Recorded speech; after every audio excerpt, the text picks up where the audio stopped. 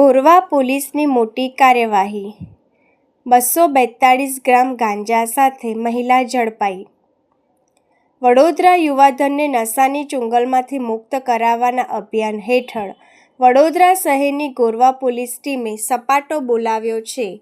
બાતમીના આધારે high tension road સંતોષનગર ખાતે દરોડો પાડીને પોલીસે એક્ટિવા મોપેડની ટેકીમાં ગાંજો રાખી વેચાણ કરતી મહિલા બકુલાબેન રમેશચંદ્ર ચતુર્વેદી, ઉંમર વર્ષ 54, રહેઠાણ ગોત્રીને રંગે હાથે ઝડપી પાડી છે.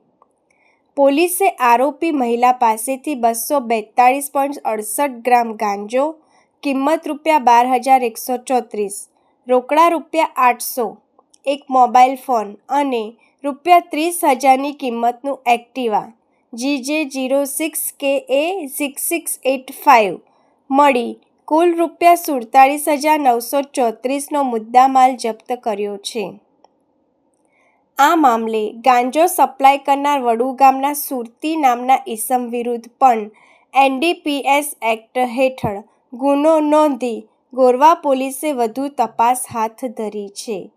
કોચ અગાઉ પણ હરણી પોલીસ સ્ટેશનમાં NDPSના ગુનામાં સંડોવાયેલી હતી.